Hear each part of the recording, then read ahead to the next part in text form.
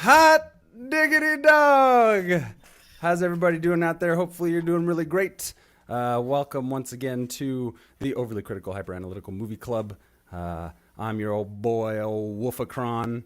As always, joined by Matty there on the far right or left. I'm not sure really. And joining us this evening for our discussion is Ben Wan of the Superhero Stuff You Should Know podcast. Hello, I'm all ready. I got my suit on. I got my specially made gauntlets that reflect energy blast, apparently. I got everything ready, and I got my batarangs. So, oh, yeah, look, nice. The cool. Oh, fuck yeah. Did you catch it out of thin air? Just for that shot, yes. Yeah. So thanks for being with us to discuss and react to, of course, this little old tiny little independent film that just dropped today, Zack Snyder's Justice League. This is our review and our reaction of what we just witnessed. It was a long haul. It was a heavy load, but man, lots to say, lots of thoughts, exciting, interesting things happening in our faces on HBO Max, I will say. What else was I going to say here? We tried to get Andrew on, but he was taken up. He might join us here a little bit later and jump on a little late. So hopefully we'll get to hear some of his thoughts. He'll pull a Superman, show up at the last minute. Yeah. It would be only fitting. So let's hope for that, folks. If you want to leave comments and join in on our conversation as we're having it, do down at the bottom of the link to this video in Facebook, there'll be a StreamYard link. Go click that, give it permission to use your profile on Facebook, and you'll pop up on the screen real nice with your comment. We'll do our best to answer questions and engage with you as we're discussing how we feel about the release and ultimately our viewing of Zack Snyder's Justice League. Just right out the gate, I'm just going to say I really enjoyed it. Wow, I'm very surprised. I was hating on it a lot on posts, our friends' posts and group stuff. I was like, it's not going to be any much better. It'll probably just be a different color palette and some more effects. But it is so much more, so much more than just those things. And it met expectations of what Snyder was building towards, and I think makes the movies that precede it all the better. Let's go ahead and I feel like Matty's been itching for a few days. He was the first one to view it. So yes. How do you feel? What's your general reaction leading us in? You know, I wanted to go back and listen to the episode of what I gave Joss Whedon's Justice League, but I just couldn't do it. It's a very long episode. But I remember always saying that it was a shame that we never got to see Zack Snyder's true vision of what his trilogy or where he wanted his Justice League movie to go. And despite if you like Zack Snyder or how you feel about his films or whatever, I'm glad I got to see this movie. It is 4 hours long, though. Does it feel 4 hours? No. It feels like yes, it's long. Yeah. But I enjoyed. I was telling these guys earlier. I started it at midnight. I was like, I'm gonna watch a couple hours of it because I kind of went into it thinking, it'll probably be better than Joss Whedon's, but am I going to be as captivated? I'm probably just going to want to shut it off after a couple hours and then just pick up tomorrow and finish it up, no biggie. No, it was up till 4 a.m. I couldn't stop. I was enthralled with every bit of it. Everything that he did to it, I think just made it a much better film. And I just, I think I said on on our messenger that I gave it an 8 out of 10. And I thought throughout the day that might dip a little bit, but the more I think about it, the more I want to watch it again, and I want to stay at an 8 out of it's a solid flick, man. I loved every second of a 4-hour movie, and I never thought I would say that about a Zack Snyder 4-hour movie. So, yeah, awesome. I guess I'm next on that, yeah. Right? So, what I would say is, in a way, I feel like we were wrong a little bit because of the fact that I was not a huge fan of Man of Steel or Batman versus Superman that much. If you guys follow superhero stuff, you should know we've been sort of going into Man of Steel and Batman versus Superman, Snyder versus critics, and a lot of the criticisms I agreed with. I'm not so hardcore anti-Snyder that I was against the release or attacked him personally. I just never really agreed with the decisions. And then when I started watching this, there was just a feeling of something that was missing with the previous two, which was that there was a feeling of emotional weight that I hadn't gotten really from either Man of Steel or Batman versus Superman. And it sort of occurred to me as I went through the whole thing, I was just like, okay, but maybe that's just the first hour. Like, hopefully he stays with the ball, and then by the final hour, I'm just like, you better stick the landing, because I wanna say this whole thing I enjoyed, and pretty much the whole thing I enjoyed. But it also, obviously on our show, superhero stuff, you should know, we'll go into a lot of like superhero details, but in terms of just cinema and Hollywood, I do think that this says something outside of just the superhero fandom, where it's kind of like, here's a big difference of something that everybody saw in 2017 that was produced by a studio, produced by business people, because business people run Hollywood, not really creative people. They might claim that they're creative, but they're not creative. And they give you the permission as a creative to put your vision on screen. And here is the actual creative person's version of it. And I don't think people have seen it in such a dramatic way before, where a lot of times you see a movie, you're just like, that was crap. Oh, I heard the script was better. And then you read the script and you're just like, okay, it is better. But you're like one out of maybe 100 people in the world who have read that script, and that truth. Here, it's all in front and exposed for everyone to see. Mass audiences can see the studio cut and the Snyder cut. And I don't think anybody can possibly watch both of them and come away saying, oh yeah, they definitely made the right decision back in 2017. Right, absolutely totally. None of it. Like, they brought in Joss Whedon, and yet the humor was worse in the 2017 version. Yeah, totally. Compared to Snyder's, whose humor in the previous movies I didn't really like. But then it comes down to like, how much of that is studio interference? How much of that is an exec being like, hey, you should put this joke in, or you should force this thing into, you should put a jar of pee in Batman versus Superman, like all that type of stuff. Like, we don't know how much of that is here, but if this is the true vision, then like, okay, today I became a Snyder fan. I liked a lot of the stuff beforehand, but today I truly became a Snyder fan, because I'm just like, if this is what he's been holding back this whole time, then this exposes a whole lot of how Hollywood works and how people are being held back, and what we see is just kind of a mishmash of everything. So just from that principle alone. And it seems like with time past now that we have the ability to make the Snyder cut happen and have somewhat studio backing to do it, and also maybe there's a few edits here and there that maybe better ideas dawned on him around closer to this release than back when he was originally making it, which I feel like I can tell, and I think is a benefit, because there's a little bit more time to think about it all.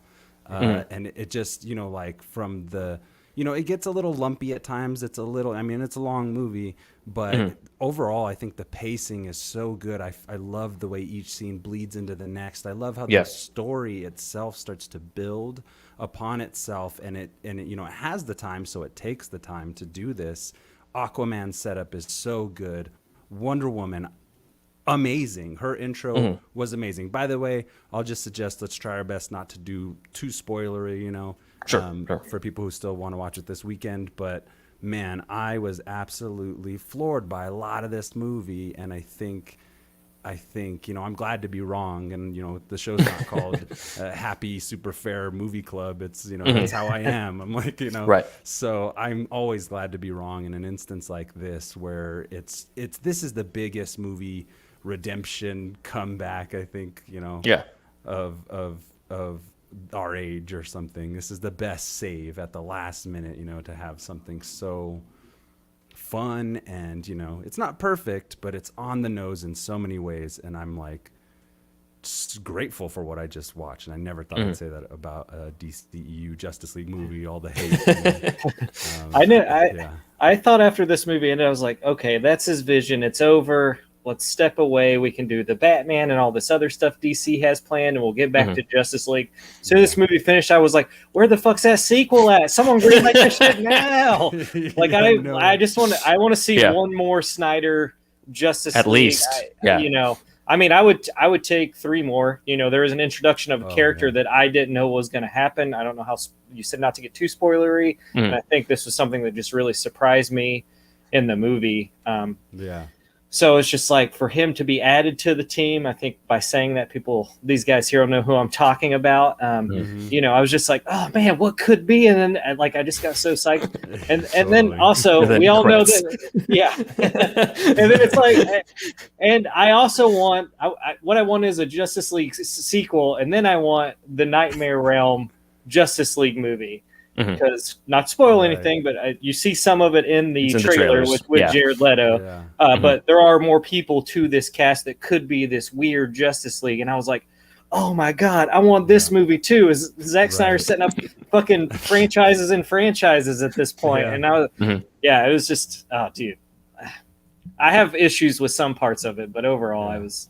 Before we move on to like some of the end parts, I know I really want to discuss the epilogue with you guys and kind of what we think, where we think it's going to go and everything like that. But I just wanted to take a second and talk a little bit about the character arcs that we had here. Like, for the most part, we have a few loose ends here with side characters, but we'll see more. But we have fully fleshed out characters here. Cyborg's story was amazing. Ray Fisher was amazing. Steppenwolf was interesting. I know, right? Captivated by what I saw on the screen. You know, Batman, you could really see how the guilt is weighing on him. Aquaman, this saved Aquaman for me. I'm a Jason Momoa fan. I was wondering about that. Yeah, I was wondering about that as well. I was like, I kind of love Jason Momoa. Well, Stefan?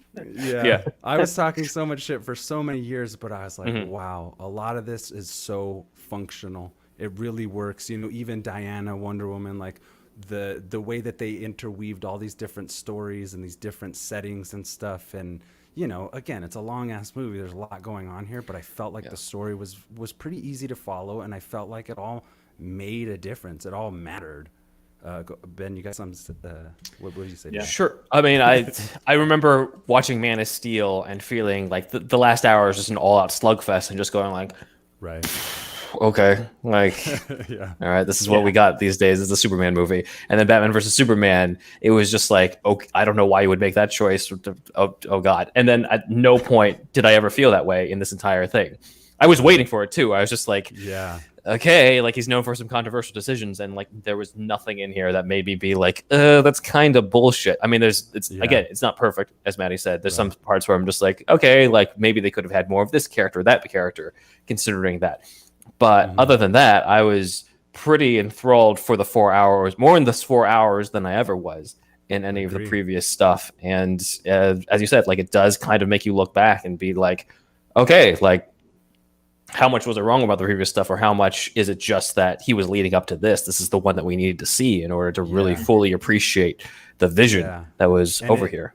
Yeah, it turns a few accidental goals into a hat trick. You know what I mean? It's like, it really. I was thinking back to all those older movies and stuff, and how, you know, divisive Man of Steel was, Batman versus Superman, and it just made me want more, like kind of what you're saying. Lex, I love Jesse Eisenberg's Lex, you know what I mean? This whole thing. And, you know, now we have, you know, whether or not anything can be done from this point on with this director, really, I feel like the Snyder-verse is real. It's here. And we know that some of these themes will bleed into Flashpoint and things like that. So it's, you know, it was a heroic save. I mean, like all the fucking metaphors apply or whatever. Like, yeah, of course. I think, yeah.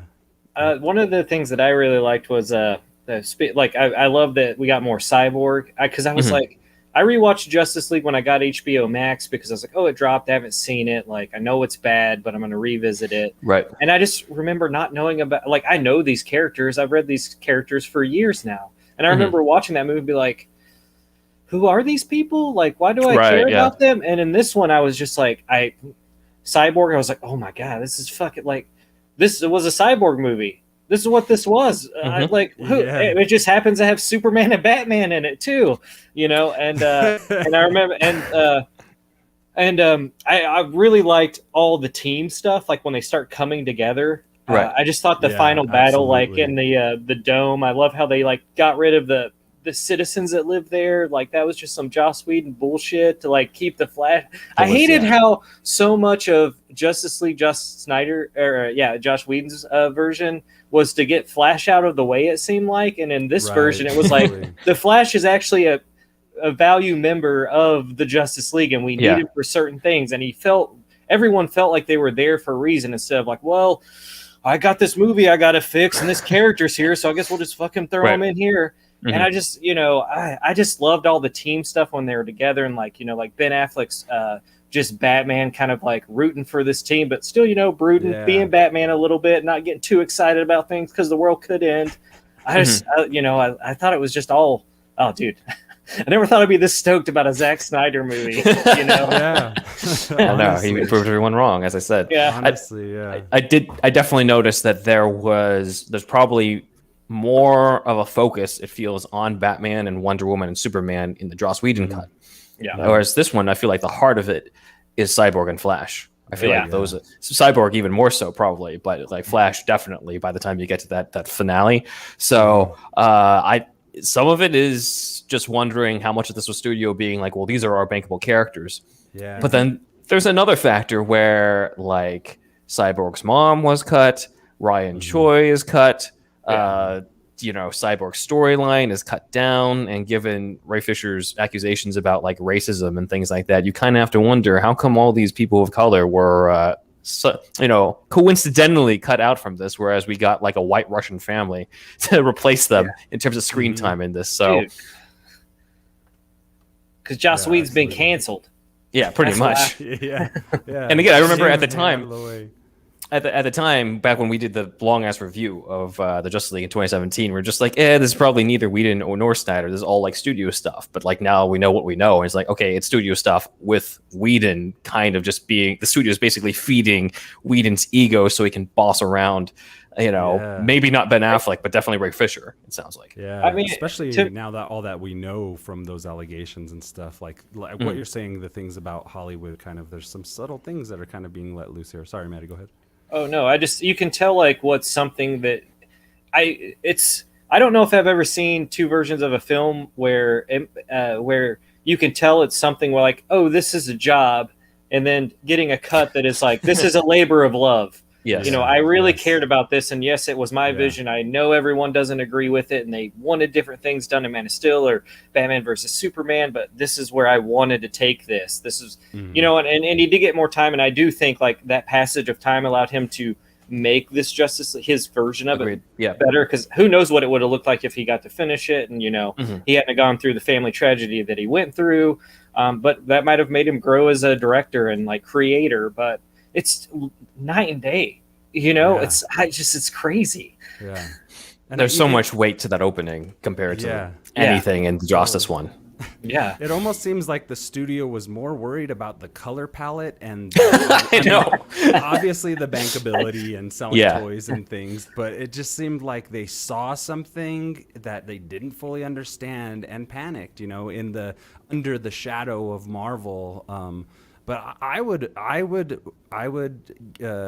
a good word for this? I would wager to say that this Justice League film is as good as probably the first Avengers film. It had me. It was harrowing, and it was again meaningful, and the wisdom that was in the script was profound, and like even the comedic beats were found. They were developed over time, and they're actually funny.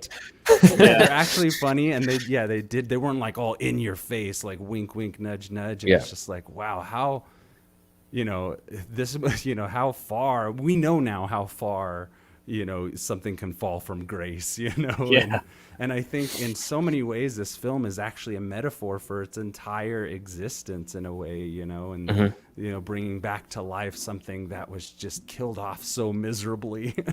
Seriously. That it's astounding. It's really, I think, quite an achievement. I'm saying that right here, right now, and I know there's critics out there that it didn't do it for. There's a couple of our members who chimed in on our post, so I don't know. I don't get it. I don't know what you want. But this to me was a fucking home run, man. Yeah. This is when I was like, oh, this is Chris Terrio. This is award-winning writer Chris Terrio, not the one that we saw in Batman vs Superman or Rise of Skywalker. Like this is actually like this is the stuff before people fuck with it. Yeah. And again, not to talk on too long, but we see again like Chris Terrio gets a bad rap for like ruining Star Wars along with JJ or whatever, but we really see how the process is becoming more transparent with the way that the internet works and where movies are nowadays, and the audience has a huge say now, obviously, for Snyder Cut to be released. So it's like, it's like, damn, man, like what are the possibilities? That's what this feels like, is like, what really are the possibilities? If it's just about money and whatever, we'll show you what's bankable. Yeah. There's some element of this that feels like, once Warner was bought out, that the corporation was just like, well, you got this whole audience that wants this movie. The fuck are you doing? Like, fuck your studio politics with this director. Like, you get us the numbers for the streaming numbers. That's all they care about. So you kind of have to wonder if the future is basically just being like creative people with an audience directly going to business people who own that platform and just being like, deal. That's it. None of this little middleman type of stuff. There's no more middleman in the age. We're post age of information. There's no more middleman. Middleman is you being lazy somehow. It's becoming obsolete. Yeah, exactly. Because now we're in the age of like, okay, what exactly do you do anymore? Yeah. So this. One thing, the 4:3 aspect ratio, not that big of a deal, not that big of a controversial thing, but maybe a little jarring for people. Maybe they think it's like a pan and scan issue when we're really dealing with the full IMAX frame. What did you guys think about viewing it this way on your TV and, obviously the eventual re-release in IMAX once we get back to some kind of normal? How did that go for you, you guys? At first, I had read a comment that said it was pan and scan. I was like, "Are you fucking kidding me?" Like, I don't know if you guys remember that stuff, but it's terrible, awful. And I was like, "All right, I'm still there for it. Like, if this movie is good, I can handle some pan and scan." When I first started, it was hard to watch some of the stuff that I knew was in the original Justice League. I was like, "It was in widescreen. Why'd you cut it?" But by chapter 3, I was like, "Who gives a fuck, man? I'm in for the ride. Let's do this." So it didn't really take me out of it. I mean, I'm a widescreen fan. I would have loved to seen some of these bigger actiony open, just these bigger shots widescreen. I just, I love that format. But it's what he wanted, and my complaints with it aren't the 4:3 aspect ratio at all. It'll be just more like, would I go see this once it's safe to go do it? Hell yeah. If they need me to give them more money for this movie, I'll see it 4 hours. I'll sit there. Better have an intermission though. I gotta go pee sometimes. Don't drink any water or eat anything that day. Yeah, I know. The aspect ratio didn't bother me at all. I think from the opening, I was just already like what Maddie said. I'm just like, I'm in this for the ride. If it's good, I'm not going to care because if it's bad, if it's bad in widescreen, I'm still going to say it's bad. Yeah. Totally.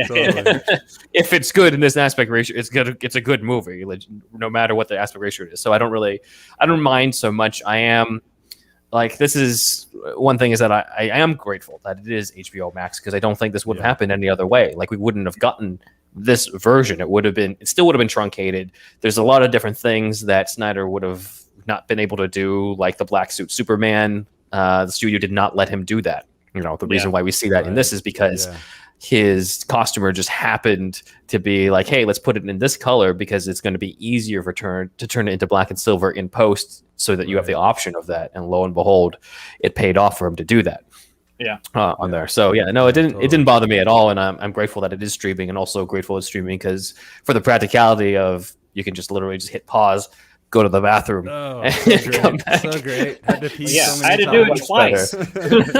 So great. Had to eat. Had to stop. Take a break. Walk. I definitely had to pee when I saw the original one, and I was just like, "Am I really missing anything? I don't think so." And then I just left during the bat signal scene, and came back. And I'm like, I didn't miss a goddamn thing. And then this one, I'm just like, I don't want to miss a frame. Come on. Yeah, absolutely. So, I mean, I love the way that it's broken up into chapters, because if they do show this, there is a chance for an intermission, which, I'll be there for that experience. I always enjoy, like, anytime I go see a movie. There's a really cool theater in Seattle that does that with older flicks. They'll just be like, intermission time, get snacks, get beer, use the bathroom. And I'm like, oh my God, I miss this. Because it never takes me out of a movie. I'm always like, all right, now I'm refreshed. Let's do the last half of this flick. I think that's a great idea. It should be like the theater. It's something, when we get back out, we can go. We need intermissions are valued. Theaters, if you're listening, if that's who's watching us right now, especially when it's this.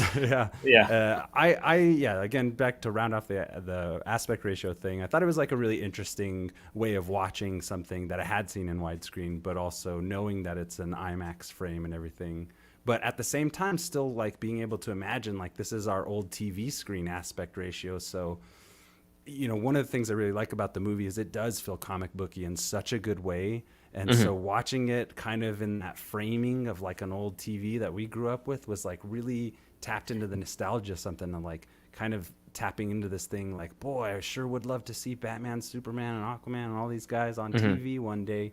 And it somehow for me, it came all full circle with the aspect ratio of all things. So I thought it was an interesting way to see it. And I can't wait for like an in-theater re-release, which I'm sure will come if they have, if it's shot on IMAX, they're going to try and they have to. But they have to.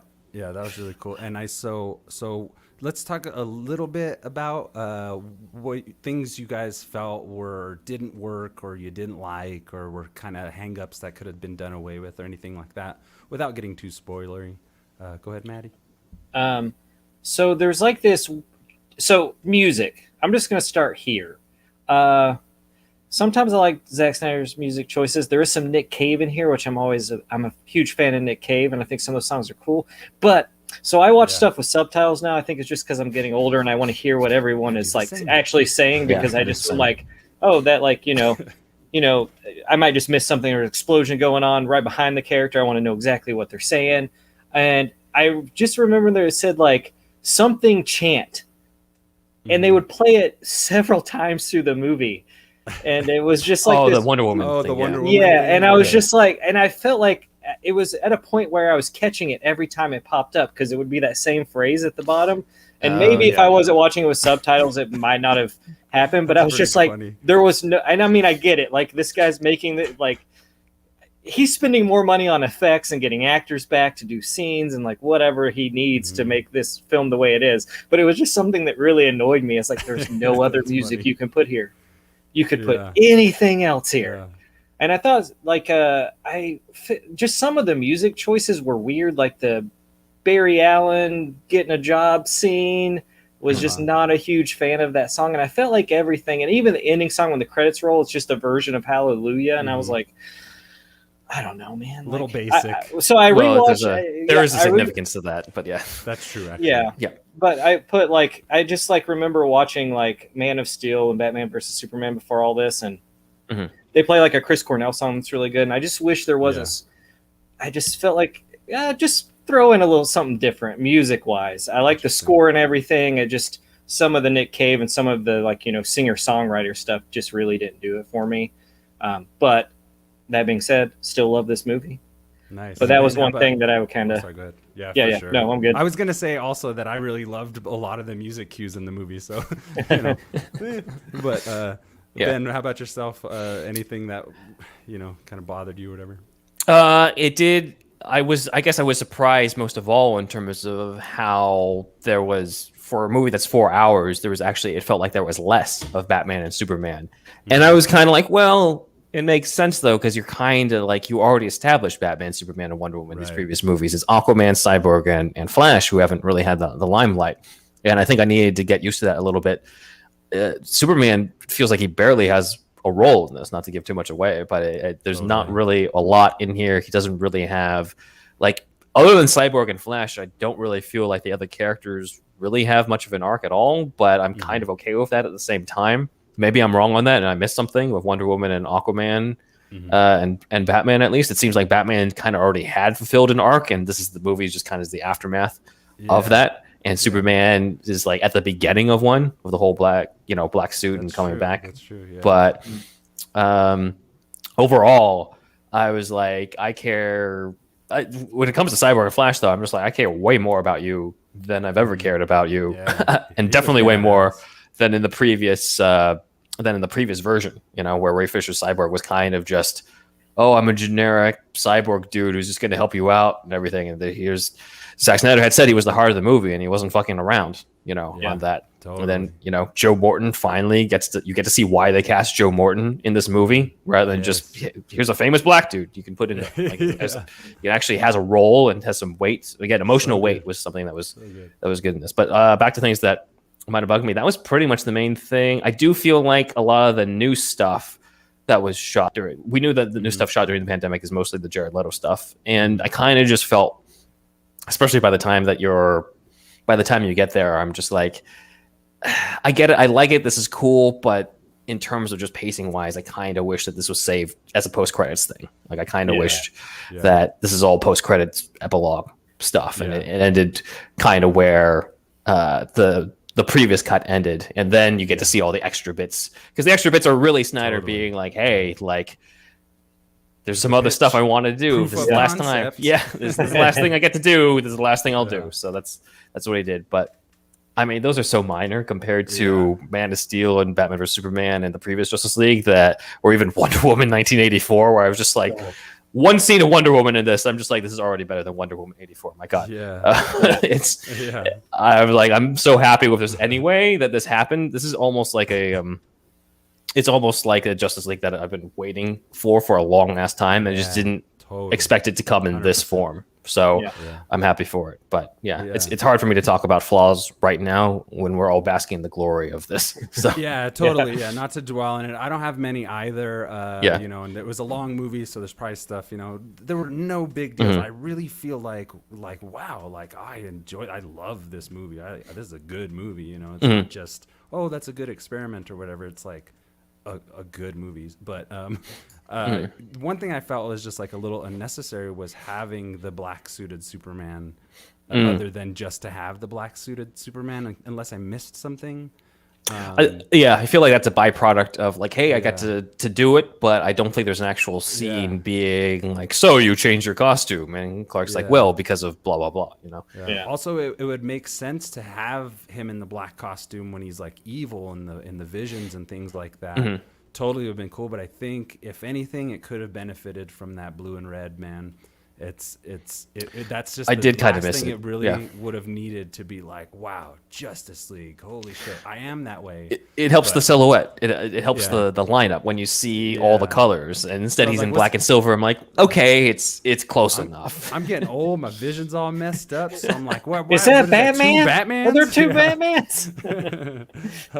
I mean, when he does that, I was kind of hoping there'd be a little joke between him and Batman, because he's back, and like, you know, we all know in the comics and stuff they do have this like friendship, so I was like kind of hoping for that, like, trying out, you know, whatever. Not a writer, so you know, whatever, some really cool, really fun, like little joke at the end of it all, like when he's pulling Batman up out of the nuclear reactor kind of at the end for that last kind of like stand of them all. I thought Batman was going to lean over and say something about his suit, and I was like, all right, that would justify it for me. Just get a little joke in there, kind of a nod to like, it's what I wanted to do, so I'm doing it, and Batman recognized it, kind of meta maybe, you know.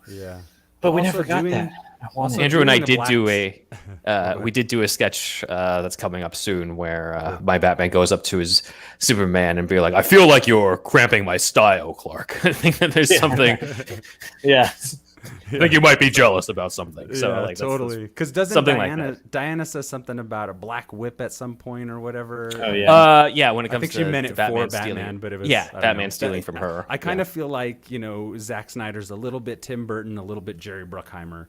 You know, it's a good description. It's an interesting place to be, you know, and you know, but yeah, like not a whole lot to gripe about. It was just. I was gonna say, if you're doing a black suit, like get rid of the cape. The cape kind of doesn't work, and you know that whole Death of Superman, Return of Superman thing. It would have been cool to see capeless Superman if he was black or whatever. I hate the movie, Stefan. Thanks. Yeah, I just think so much of that is because he had to shoot it in the red and blue, and so that's he's only doing this because he can do it in post. Yeah. So I feel like because apparently he even wanted the mullet too. For Cavill. So like I think that if he was able to shoot it, he would have shot a scene like that, but since he wasn't, this is the best that we got. That makes sense. So that's cool. And you know, honestly, I don't have really too many other gripes. I really loved the villains. You know, I felt cool, you know, really good about the villains. They worked. Darkseid was. How do you guys feel about Darkseid? I thought Darkseid was pretty awesome. I mean, Steppenwolf was great. The whole hierarchy was cool. And then we'll move on to the epilogue. But what do you think about the villains here? I loved him. I thought Steppenwolf was cool looking. I liked. I think someone mentioned how the armor moves. I thought was really cool. And then and Stefan was saying in our how the toys looked really cool in our last live stream. I think it's like having it. All of Darkseid or. Yeah, I thought it was. I love the armor so much, and then I saw the toy, and I went, man, it must have sucked to sculpt that armor or animate it because it's moving and it's like very tiny, these little like woven metal, whatever alien technology. And I was like, that looks cool, but I would have hated that job. Yeah. You know, I thought Steppenwolf is like actually like kind of menacing. And I was like, dude, even though I know this movie's how it's going to end, I was like, I don't know, man. He's too strong this time.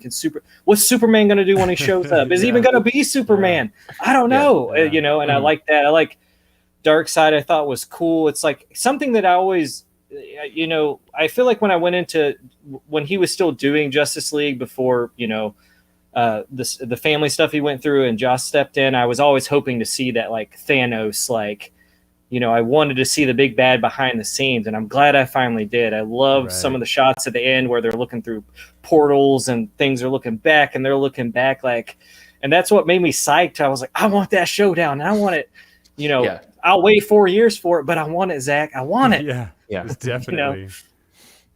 I think, go ahead. Sorry. Are you finished, Matty? Yeah. Okay, I didn't want to cut you off. For once I was just like, oh, Steppenwolf has a story. Like I didn't. Yeah, he's not just some like, because originally, remember, I think I said this in our Justice League time travel cut video that you know, Wolfie edited, where I'm just like, it's going to be Darkseid as the villain because, like, come on, Steppenwolf, really? But here I'm just like, oh, the original plan was Steppenwolf is just kind of this glorified henchman who's just really menacing, and to set up Darkseid even better, because in the Joss Whedon cut, you know, Steppenwolf just says Darkseid, and you're just like, ooh. And then this one, you like actually get to fucking see him and get to see how much of a threat he is with the Omega beams. That was a surprise if you hadn't seen that in the trailers. And just the fact that he had a story almost made you kind of feel bad for him at the end, because you know he's not gonna get into good standing. But that's pretty cool that was an element. And I just want to also address the fact that, you know, Marvel, obviously for Thanos, they're like, we need a big actor for that, to the point where they replaced the guy who did Thanos post credits in Avengers. They replaced him with Josh Brolin, which is, you know, understandable. You want a big star. But here, Snyder didn't go that route. He went with a talented voice actor who is not very well known, just because he could do a Darkseid voice. He didn't do any sort of stunt casting. He didn't see the need to. And I think let's just put it this way: Joss Whedon has a lot of people complaining about working with him, and I've yet to hear anybody complain about working with Zack Snyder outside of maybe like studio execs. Outside of studio execs who are just like, oh, we didn't get to do what we wanted, which is just fucking ego stroking, you know? Like that's what it is. So it's nice to see actors like him and Ray Fisher get the spotlight when, you know, stunt casting wise, this could have been, you know, someone else who you would have seen in like 60 other movies, you know? I really appreciated that. Yeah, I really enjoyed the villains, and one thing I really liked was how formidable a force that it all felt. Even the parademons were terrifying and like pretty strong before the team unites and everything, and there were real consequences. Even like in the beginning, like people are dying, machine guns are going off, villains are killing other motherfuckers, and it was heavy, you know. And so the whole time you're like, shit, we need these heroes, we really do. And then knowing that somehow, you know, a lot of, not somehow, but how that rests on Bruce's shoulders, and Affleck, I mean, I think he's the most comic accurate. We've said this a million times. Most comic accurate and such a good Batman. If not, he, you know, I think he's probably the best. I don't know. I'm just saying that right now. We'll see if I feel he's definitely up there later. I mean, Keaton is amazing. Don't get me wrong, but this Batman I love. The Batman Affleck taking on aliens with his friends. That's the Batman for Affleck that I love. And so I really appreciated that. Of the villains, you know, it wasn't, you know, like some early Marvel's films were just kind of like all about the heroes and like the villain just comes in to get punched. But this setup was just really very satisfying, and I think that we got at least some payoff. I even like the cliffhanger if stuff, you know, if it doesn't come to fruition in some way with Darkseid, it just was cinematically very enjoyable, and like, you know, a boy can dream. Really. Anything to say about that before we move on? I want to wrap up here with the epilogue, get some good thoughts on some I want to say one thing. I'm still not a fan of the way Flash runs in this movie. I I can't. I just can't. Yeah, non-spoilery moment, but I really liked, when they're all gearing up and ready to go out on the adventure that you had. I liked that moment with Ezra Miller where he's like stretching and like breathing, and all the other guys are doing all these like macho put together things. And I actually really enjoyed Barry Allen in this quite a bit, and the kind of strange, nerdy outcast kind of way that Ezra plays it, and some of the nuance that he puts. Like, all these actors just really have a clear concept of the character they're playing, I think, for the most part, and Ezra being one of the major. Listen, I'm watching the Flash movie when it comes out. I'm just saying, hell yeah. if they ask Matty what he would do differently with the Flash, I would change the run. It just looks weird to me. I can't, I like Ezra Miller as Barry Allen. I like his Flash. I like the suit. I just think the run sometimes. I mean, I don't know. Maybe if he was using it for certain things, I just like I don't know. It's just a nitpicky thing. Still love the movie. Can't wait for Flash. Whatever. I'm in for Snyder universe. His intro is so much better than the Whedon one, where I don't know how Whedon can watch that, or the studio can watch that and be like, nah, let's scrap that and have a scene of him writing a Sharpie on a criminal's face for like 2 seconds. Like, that'll be better. I'm like, dude, really? That's what we had to trade in for? Like, we actually Whedon basically just thought, oh, Flash is just going to be my comic relief and talk about brunch for 2 hours and all that bullshit. And this one, like, when he isn't just a walking comic relief. Like, when he gets hurt, you feel it on it. I was like, oh, damn. Like, I was not, a huge Ezra Miller Flash guy, but this movie, I was like, okay, now I see it. Like, I see what you were going for here. So yeah, it's great. Hell yeah. So let's just talk about this epilogue here for a little bit, and where we think this could go in terms of studio, in terms of where we hope it would go, and the successive projects that we know about coming out. What was your takeaway from like the epilogue, Matty? How'd you feel about Leto's Joker and that aspect of this whole Snyder-verse? Well, I kind of said at the beginning that I like that Nightmare Realm, whatever that's called. I'm all for that one standalone movie, which seems to me what DC kind of wants to do, instead of do like this whole Marvel thing, like do these standalone flicks, get some of these actors back.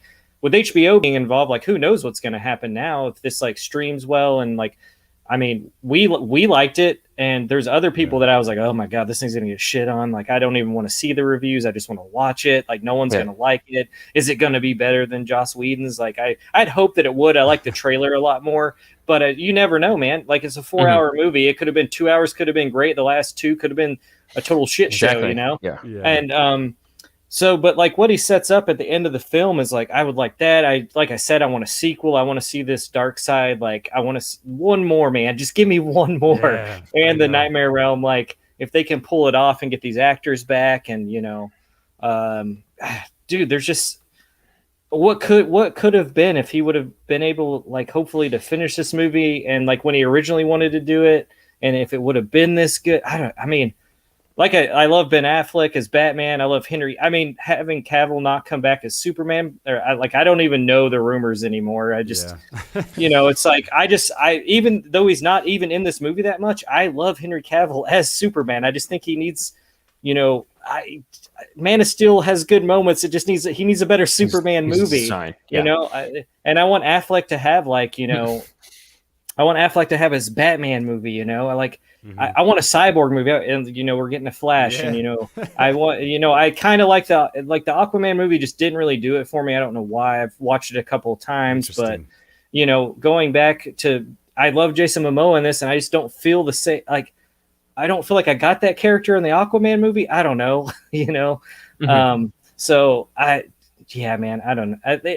One thing when I walked away from this movie was, it's been so long since we've seen these people play these characters, and then to just throw us into this it's just like, here's a Justice League movie. I was like, you can do this. You can do these standalone, pick actors, have them be these characters, and make a good movie. But maybe it has to be 4 hours, but you know what Matty's going to do? He's going to sit there for 4 hours and watch it.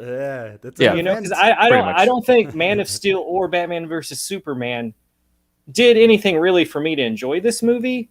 I mean, it introduced me to Affleck and Cavill and Wonder Woman and all this, but it's like, I feel like you could have just been like cast all new people in the Zack Snyder's Justice League, and I would have been like, well, that's Batman, that's fucking Superman. This movie's fucking dope, So I have high hopes for like if we won't need to see like, oh, well, we got to give Cavill another Superman, we got to give Affleck a Batman. I want those movies, but it makes me feel like if 4 years from now they're like, we're gonna do Zack Snyder's Justice League 2, and I'd be like, can't wait to see these guys again.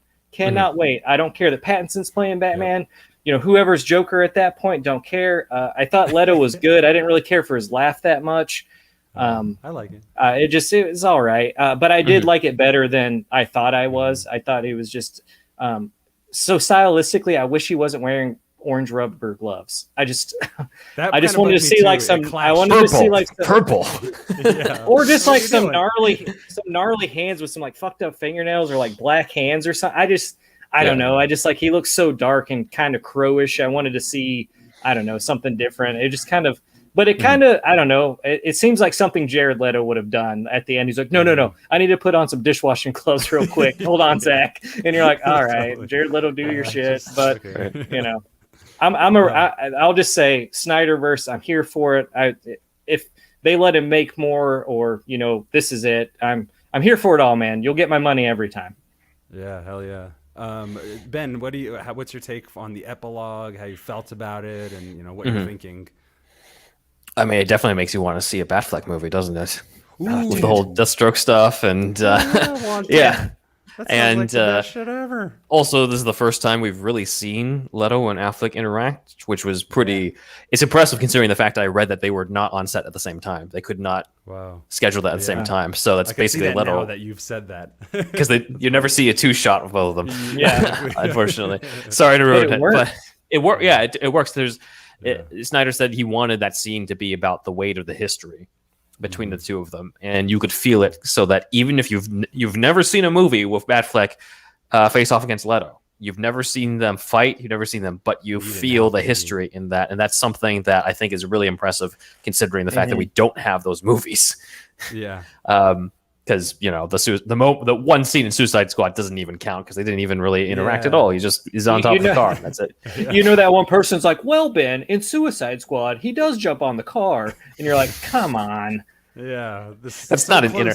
It's so far. This is really the first time we've seen Batman talk to Joker on the big screen, technically the big screen in a movie, live action movie since The Dark Knight. Yeah. And it's a different take on it. Obviously, if that was a take on Batman and Joker's first conversation, this is a take on like their conversation after fighting against each other for 20 years, and you could feel that, and so that was impressive, I think. Yeah. Sorry, go ahead. Yeah.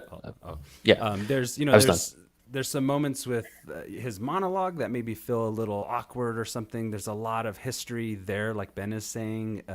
Especially I had to go watch New Rockstar's breakdown of the epilogue and stuff to kind of piece a little bit of those pieces together. I highly recommend you go check out some Justice League Snyder Cut, explain stuff, Easter eggs. It will just make the story that much more better knowing some of this stuff. But I felt like this was really a victory lap for the fans, for Leto, obviously for Zack Snyder, but this moment, and Joker has some choice lines for Batman, and I was really very satisfied with, the laugh is, I liked it, but I could see it's Leto's choice, really not digging. Yeah, it's definitely Leto's Joker version. I love Joaquin's laugh. I like that there's this drive to differentiate that within actors, like there would be, but I'm grateful for it. Yeah, and it just feels like I feel refreshed, after seeing that little Joker moment. It's just like this fan moment that it really doesn't have too big a place or consequence. It's so much for the whole bulk of the movie, but that it's there. Even there's some other characters that are there in that post-apocalyptic alternate timeline and stuff. That's really cool, and alternate timelines are really cool, and I can't wait for Flashpoint, and I really do wish that we get more of this, of Leto's take on Joker, and hopefully an Affleck Batman movie for sure. Against Deathstroke. Deathstroke, Joker, any of those going to that Arkham, that was Snyder's Arkham, and there's so much that I'm just like, okay, this is, some of it is deliberately there just to make you be like, you wish that I was still making these movies, huh? Yeah. Is kind of the message that you get. You win, Zach. You win. Yeah. And I'm just like, yes, We want more. yes, I do. Yeah. So in moving forward, like we're all a part of the internet, and we're big movie nerds, so we keep ourselves fairly caught up on like the rumors and stuff like that.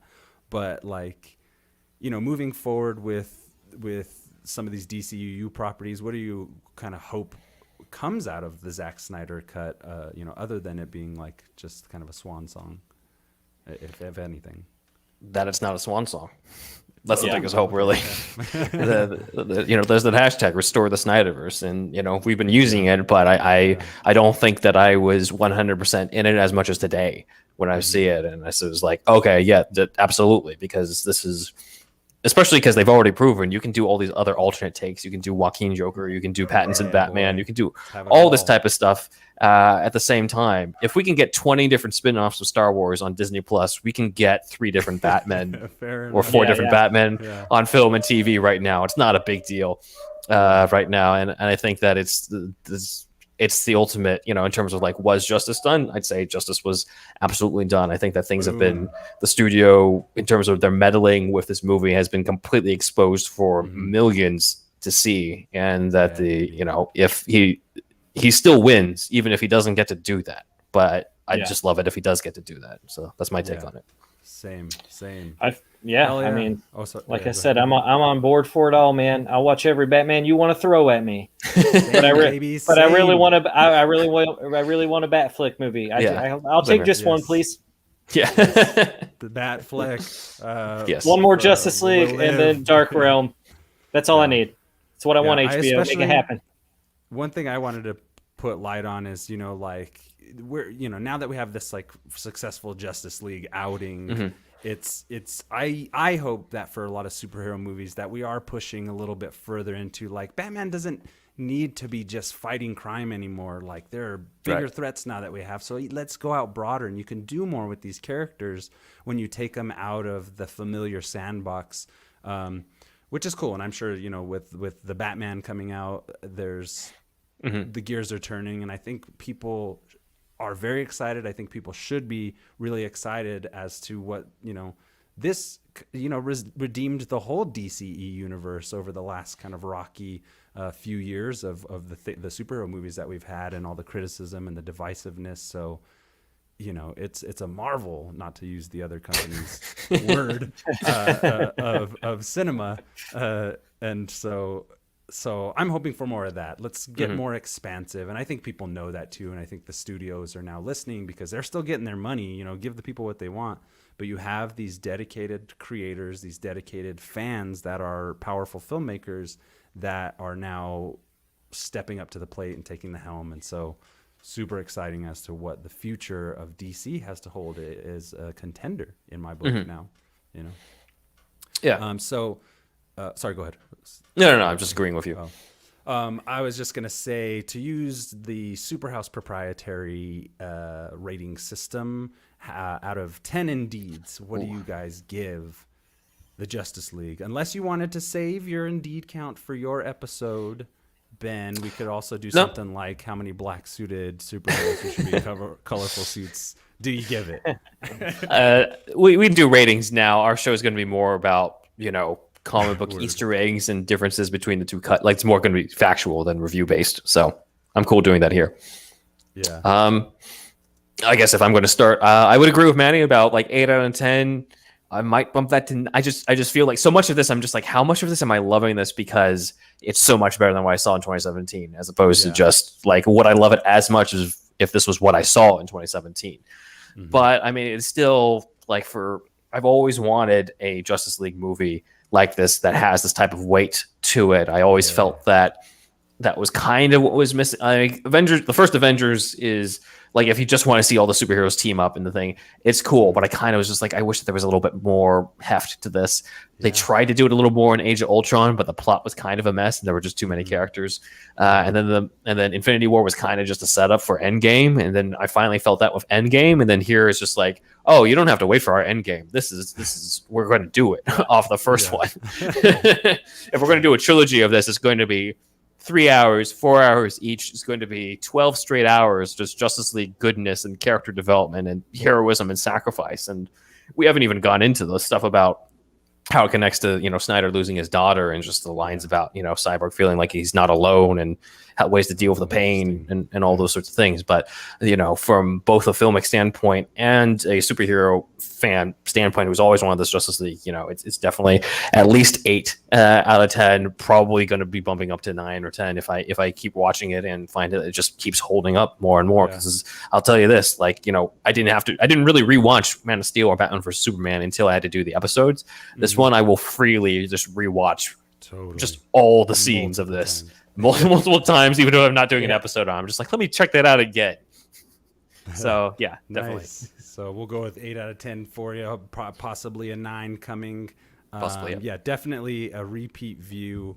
It was very enjoyable. How about yourself, Maddie? Well, I said at the beginning, I told everyone on the message group that I was 8 out of 10, and I'm kind of with Ben on it. I kind of want to push it higher, but I don't know yet because I need to see it. I at least want to watch it one more time, and that was my plan today. But life gets in the way, and I didn't get to watch it again. Or at least as much as I could, kind of do stuff around it and just come in for it because I've already seen it. But yeah, 8 out of 10. I think it's solid. I think the Cyborg stuff really surprised me, especially with Ray Fisher, what he's gone through and what we've seen him go through with Joss Whedon and all this stuff coming out about Joss and just how much of a shitty person he is. I think his character struck a little more with me. I love that there was more of him. Because I don't. So going into the Marvel movies, I don't I'm an X-Men guy. Stefan knows this. So I don't care about the Avengers. And, there are certain characters in the DC universe I don't care about, and Cyborg is someone that I just don't gravitate towards. I love Batman, and more of the darker DC characters. But, dude, I was I love every bit of the Cyborg shit. This was the movie. This is what you decided to cut out, Justice. Fuck, look at the heart here, man. I just couldn't believe that so much. And I get why they did it. Your bankable characters, your Batman, your Superman, your Wonder Woman. But it's he's so good in this role, and what a fucking shame for him, man. But 8 out of 10. Nice, 8 out of 10. So for myself, I will just have to say, considering where everything landed, in 2017 and how far down it landed, it seemed to me, and how many hours I spent. Yeah, I could have probably spent less, honestly. But how many hours I spent editing the time travel cut pitch Thank you for that. the superhero stuff YouTube. It's just I never thought I'd watch Joss Whedon's Justice League as much as I ended up watching to make that video. And so now coming back around and just being totally and completely in love with pretty much every decision made in the movie from start to finish. Had just an absolute blast at the movie. I'm gonna give this a 10, boy. Dang. Damn, 10 from the overly critical, hyper analytical. I did not see out of the park. One of the I thought we'd get a 9 out of 10 just because you hate Momoa so much. And you there's too much of him in it. Yeah, I know, right? There could be the possibility that I go and watch it again. I'm like, wait, that sucks. This sucks. That sucks. This sucks. What was I thinking? I ruined my entire show. But I highly doubt it. I was just very impressed, very surprised. I went in with doubts and low expectations, probably as a safety mechanism or something. Yeah. But I just was talking out loud to myself, this is fucking good. This is amazing. And a lot of it has to do with being able to work your way into those iconic beats of each character and those images. Wonder Woman, when she first came in, her not to spoil anything, but her movement and everything was reminiscent of how he handled his Kryptonians in Man of Steel. And I was a lot of little things like that were speaking to how cohesive a vision that this movie is, and whether it was something that was intended right off the beginning or worked into up until this point, it's an absolute fucking triumph in my book, and the Justice League movie that we all deserve, as it were. Yeah. Cool. Absolutely. Agreed. So I say cumulatively, I can't pronounce 9 that out of word. 10. Indies, what is that, 8.5? Round it up. Do a 9 out of 10. We'll do 9 a out of 10 is fine. 9. Yeah. Yeah. So the council I changed mine to 8.5 right now. Just to bump up that. Yeah. The joint overly critical superhero stuff you should know rating, as it stands so far on the overly critical program, is 9 out of 10. I highly recommend that you give this movie its due. If you're the cynical type and you just can't find it in your heart to love anything, give it a chance. Yeah. Try and find yourself within this film, because it's worth it. I think I loved it. So that's where we're gonna rate it as. We'll see what Andrew has to say when you guys talk about it on superhero stuff. Definitely check out their program. All the links will be involved with this post and everything. So that's all I got to say about it for now. I do, after this conversation, I do want to come back and maybe do like a revisit to where we can talk spoilers and really dig deep on some of these things. I know you guys are going to be doing it on your show, but if you can, we'll set that up and get you guys on here so we can have a deeper dive on this whole experience, because that's what it is. It's an experience. Yeah. If timing works out. So Yeah, we're going to do another 3-hour episode. We might just do them separately at different times. yeah. Okay.